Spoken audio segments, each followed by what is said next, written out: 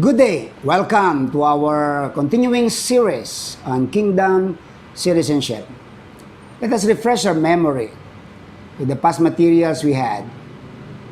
We stressed that followers of King Jesus, godly men and women, are not religious people, but citizens of the Kingdom of God. Religions of the world function on membership, while nations and kingdoms function on citizenship. That is the reason why we talk about citizenship, because our focus is what Jesus focused when He was here, and that is the kingdom, not religion. As citizens of the kingdom of God, they have rights and privileges they can claim and enjoy only by faith. We talk about this kind of faith in the past session.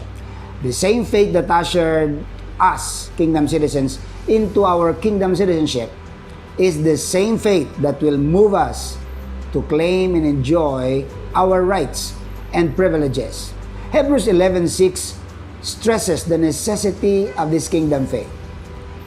It reads, "And without faith, it is impossible to please God, because anyone who comes to Him must believe that He exists and that He rewards those who earnestly seek Him." So it's not your working, it's not your merits, it's your faith that pleases God. You cannot please Him without this kingdom faith.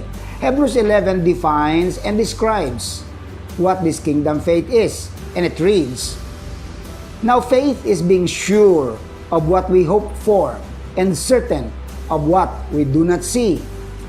From these materials, let me give you an operational definition of kingdom faith. Kingdom faith is a deep sense of confidence that what God, the King, says is true and what He does is right. If you could notice, the definition has a twofold material. The first part is a deep sense of confidence on what the King says as true and also on what He does as right. Hebrews 11 illustrates this kingdom faith.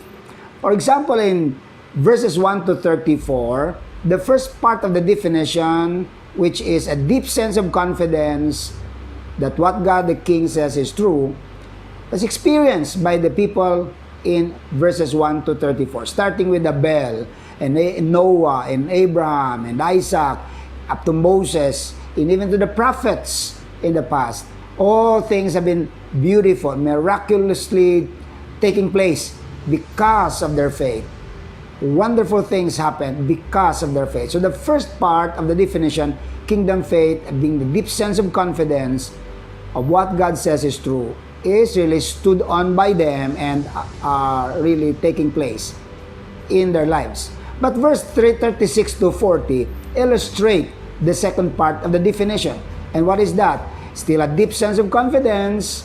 Whatever God is doing, whether you like it or not, He does is the thing that is right. So whatever He does, it is right. That is 36 to 40. Now, verse 35 illustrates the summary of this twofold definition. Let me read to you verse 35. "Women receive back their dead." That's miraculous. That's the first part. "Raised to life again." But the second part says, "Others were tortured and refused to be released so that they might gain a better resurrection." So this is the second part. The material shows that it seems not to be beautiful and acceptable to people. You are being tortured, refused release, etc. And yet that is still part of faith. And that is a stronger faith to believe that what God is doing is right despite of what you feel about what He's doing. As kingdom citizens, our faith should be anchored on God, the King, and His Word, not on positive circumstances and happenings, because the same materials on positive circumstances and happenings are temporary and changing. Only our God the King and His Word are constant and unchanging. God bless.